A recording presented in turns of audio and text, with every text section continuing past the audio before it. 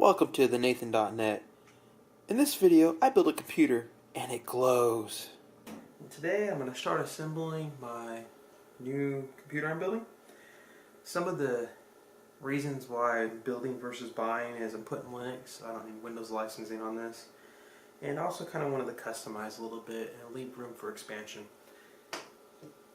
So I got here just a metal case. It's got some plastic on it, but just an empty case, a brand new one. I went with the, well, it doesn't really matter the brand, but an 80 plus gold. This is going to be a little bit quieter. And this is a 650. It's a little bit more, 650 watt, a little bit more than what's needed, but this will allow me to expand in the future with adding more drives or solid state drive, more memory, video cards, things like that. Could have probably got by with a 500. This is the motherboard I'm going with. I'm going with the AMD processor because I think for the price it's a good deal. 16 gigs of memory here. Hopefully I'm going to be running some virtual machines and some of the things I'll be doing, and that hopefully be enough, but if not, there's 4 slots on this motherboard, one of the reasons why I went with it. I'm going to start by disassembling the case. And this case has doors that slide off on both sides. Here I have a box of goodies. This is the screws that will be needed. This is a modular power supply. What the modular means is that it has plugs on it and the cables plug in, so you really only plug in what you're using. I'm going to mount it with the fan facing up so it pulls air from in the case. The motherboard came with this stainless plate that goes in the back. Windows 10 support, don't need that.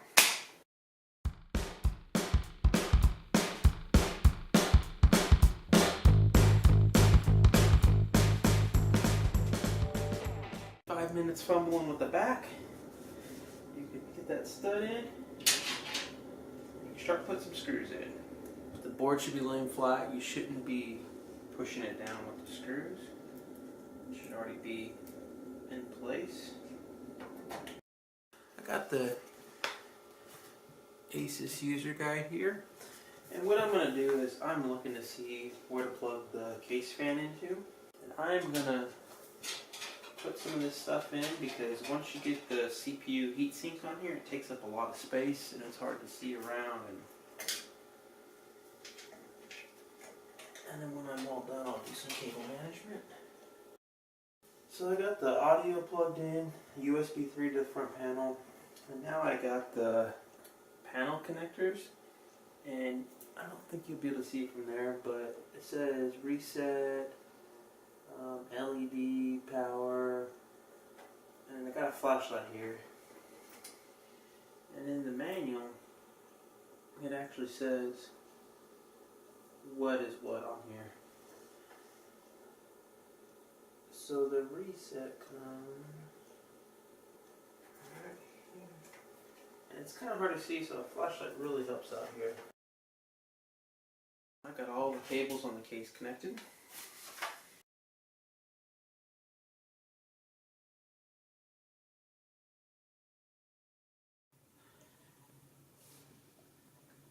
So just pull that latch up.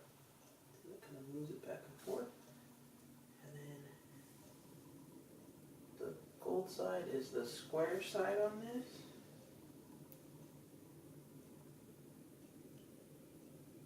Can only go in one way. Do not want to force it.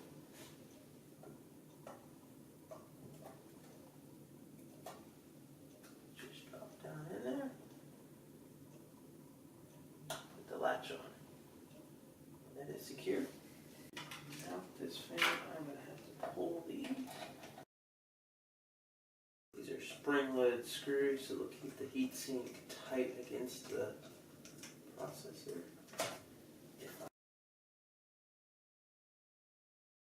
That on there, plugged in, and I have my memory in here. So what I really have left now is the hard drive.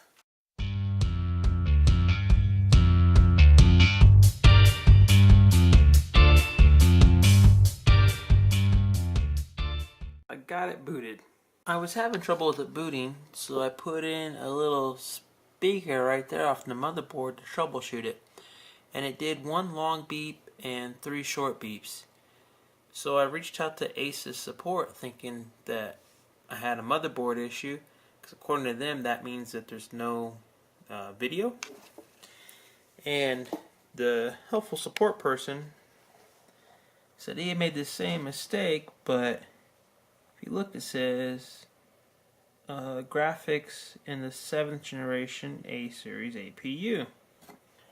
And if you look right here, I have the RYZEN, which does not support onboard graphics. So I went and ordered a video card, one that should last me a long time and do me well. And it booted right up without a problem. So thank you, ASUS, for helping me out and dealing with my new mistake. Thanks for watching the Nathan.net.